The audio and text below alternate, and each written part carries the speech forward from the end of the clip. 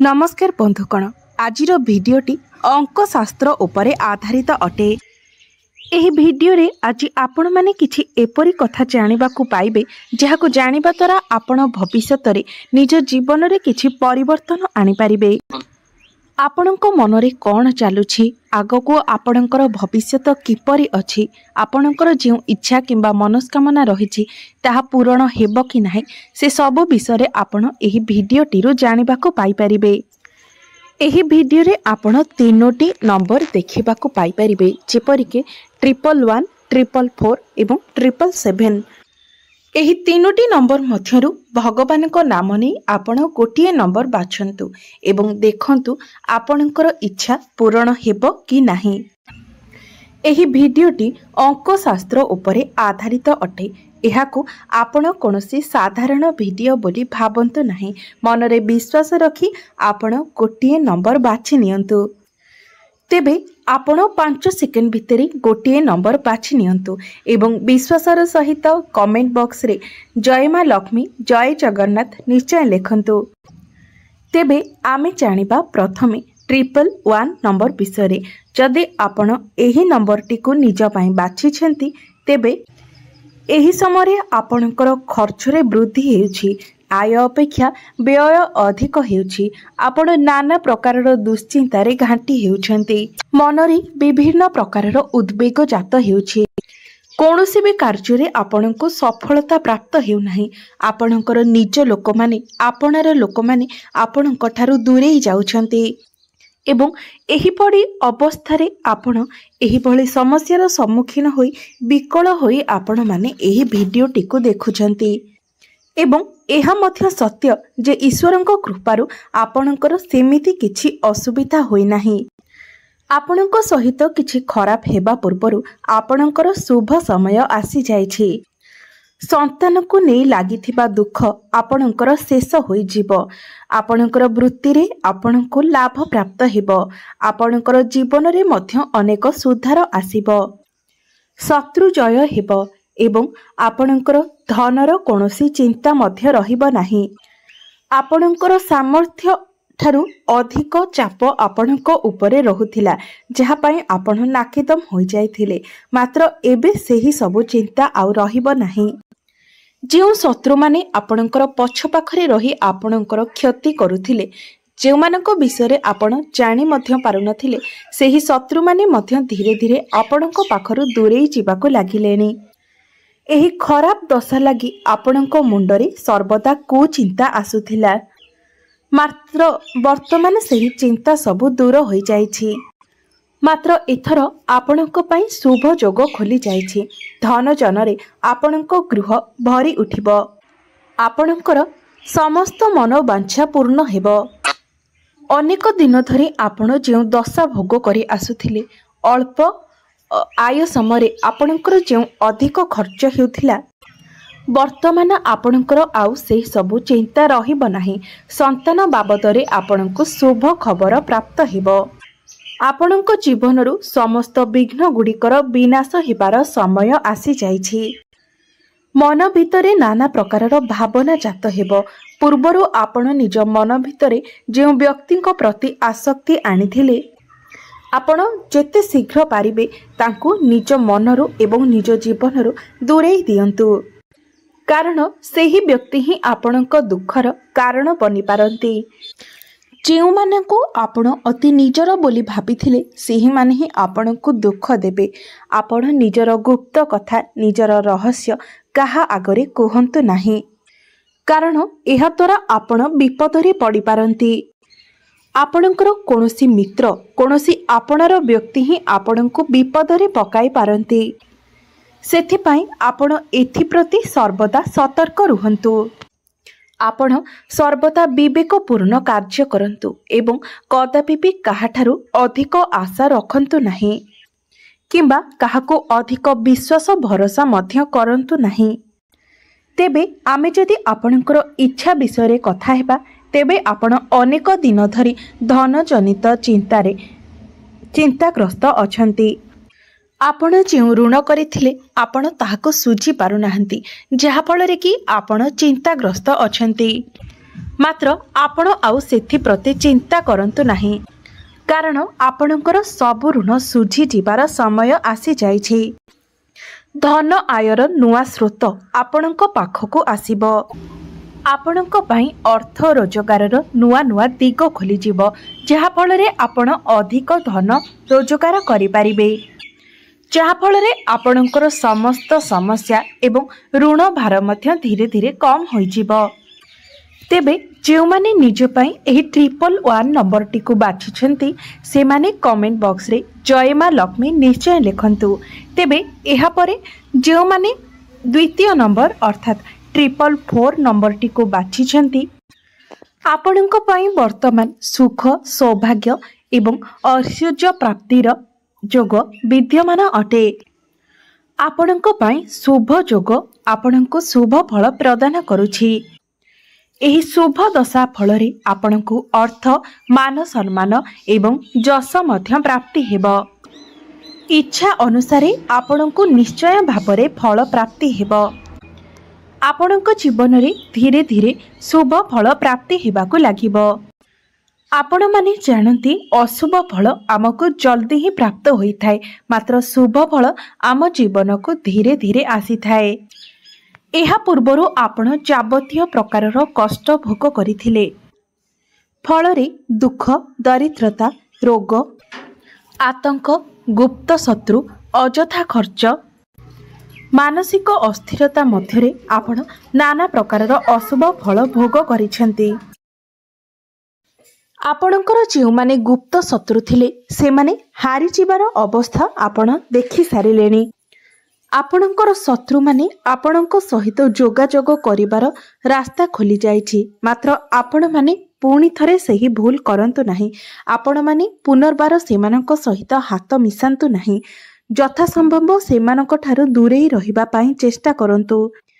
जो माने आपणको धोखा देइछंती, जो माने आपणको अनेक हैरान हरकत करिछंती, सेमानक सहित आपण माने आवश्यकता ठारू अधिक मिलामिशा करंतु नाही, कारण एहा द्वारा आपण पुणी थरे विपदरे पड़ी पारंती। एहा छड़ा आपण वर्तमान किछि चिंतारे पड़ी जाइछंती एवं आपणकर चिंता भासमान बिजुली परि देखा दे पुणी थरे उभेई जिवो। आपण प्रतिदिन संध्या समय ओम नमो भगवते वासुदेवाय नमः एही मंत्रर जप करंतु। आपणक जीवन रे थिबा समस्त समस्या गुड़िक आपे आपे आपणक जीवनरु दूरेई जिवो। एहा छड़ा आपण जदि पारुछंती निजर जातक विचार कराई नियंतु, कारण आपणकर जो अशुभ दशा चलीछि सेथि पई आपणको से किछि ना किछि प्रतिकार निश्चय भावरे कहि पारिबे, जहा फलरे आपण से अशुभ दशार प्रकोपरु निजको रक्षा करि पारिबे। पारिवारिक शांति प्राप्त हेबो, चिंतारु मुक्ति मिलिबो। आपणक स्त्रीको पई आपण जो दुख पाउथिले से सबु समस्यार मध्य समाधान होई जिवो। धन जन सुख समृद्धि प्रत्येक क्षेत्र रे आगको आपणको जीवन रे शुभ समय आसीबाकु जाउछि। जहाँ भी दुख आपण जीवन रे भोग करिसेंती सेथि पई आउ चिंता करंतु नाही। आपणको पई शुभ समय खोली जाइछि। पूर्वरु आपणकर जो पाप दशा भोग हेउथिला सेथिरे आपण मंद फल भोग करुथिले, मात्र एथर से सबु चिंता को परित्याग करी आपण शुभ फलर आगमन रे रुहंतु। समय एबे आपणक पई राजयोग भली शुभ फल देबाकु जाउछि। जो 4 कोटी ग्रह आपणक जीवन रे बाधा सृष्टि करुछंती सेमाने धीरे धीरे आपणक शुभ फल देबाकु लागिबे। तेबे अशुभ फलर रक्षा पाइबा पई आपणक पई एक विशेष प्रतिकार हेउछि आपण माने प्रत्येक संक्रांति दिन पूजा पाठ करी गोटे षंढ को खाइबा को दियंतु। संक्रांति दिन पूजा पाठ करी होम करिबा द्वारा एवं षंढ को खाइबा को देबा द्वारा आपणक जीवन को अति शीघ्र शुभ फल गुड़िकर आगमन हेबो। एवं आपण माने विशेष करी सोमवार दिन शिव मंदिर को जाय प्रभु शिव शंकर को दर्शन करिबा द्वारा आपणक शुभ फल प्राप्त हेबो। तेबे आपण जदि एही 444 नंबर टी को बाछि थिले तेबे कमेंट बॉक्स रे निश्चय भाबरे हर हर महादेव निश्चय लिखिबे। एबे आसंतु जानिबा शेष नंबर अर्थात 777 नंबर विषय। आपण जदि एही 777 नंबर को निज पाई बाछिछंती तेबे चलंतु देखिबा आपणकर इच्छा भविष्यत रे पूरण हेब कि नाही। वर्तमान आपणकर गंतव्य पथ विपदगामी अटे। जेते चेष्टा कले मध्य कोनोसी भी कार्य रे आपणको सफलता प्राप्ति हेउ नाही। मनरे अनेक उद्वेग जात हेउछि, जहा फल रे आपण स्मृति हानि रे पड़ी अनेक कष्ट पाउछंती। आपण एते मात्रा रे अस्थिरता मध्यरे गति करूछंती जे आपण प्रत्येक कार्य रे विफलता हासिल करूछंती। कोनोसी भी कार्य रे आपणको सफलता प्राप्त हेउ नाही। वर्तमान आपणको मनर भाव विचलित अटे। अलसुआ स्वभाव आपणको घारिछि। प्रत्येक कार्य को आपण विलंब रे आरंभ करूछंती। प्रत्येक कार्य को आपण काली की गड़ाई देउछंती, जहा हेउछि आपणकर सबुठारु बड़ भूल। आपण माने एही भूलटी को यथाशीघ्र सुधारी नेबा पई चेष्टा करंतु, कारण एही भूल पई आपण निज जीवन रे बहुत पछको चली जिबे। एही भावटी आपणको मनरे आरंभ होइथिला गत 5 मास तळे। एही दशा पाई आपण बारंबार कार्य रे असफल होई मौन होई जाइथिले, मात्र ताहा आपणकर दशार अशुभ फल थिला। सेथिपाई आपण एपरे किछि भोग करुथिले। निजर मनस्कामना पाई आपण किछि शुभ कार्य करिबाकु चेष्टा करंतु। भगवानंकर मंदिर को जाई भगवानंक निकटरे प्रार्थना करंतु।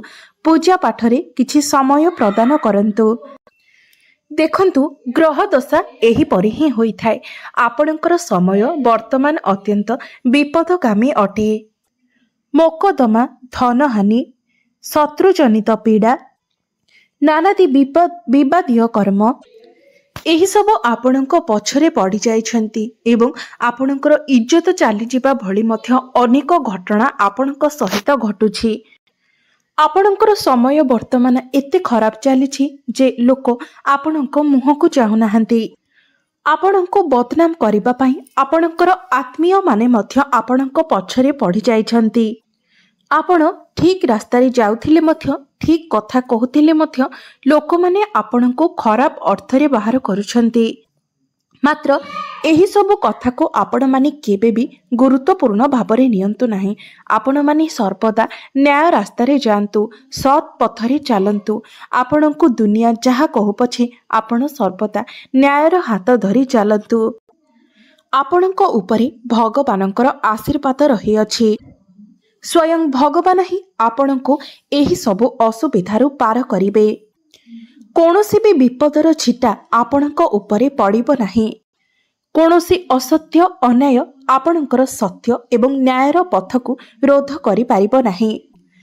एही सब छोट छोट कथा को आपण आउ गुरुत्व दियंतु नाही। आउ अल्प किछि दिन मध्यरे ही आपणको निजर प्रश्नर उत्तर मिली जिवो। गृह, परिवार एवं निज स्त्री को नहीं आपणको जो टेंशन लगी रहुथिला, वर्तमान सेही समस्त समस्या गुड़िक आपणको जीवनरु दूर होई जिवो।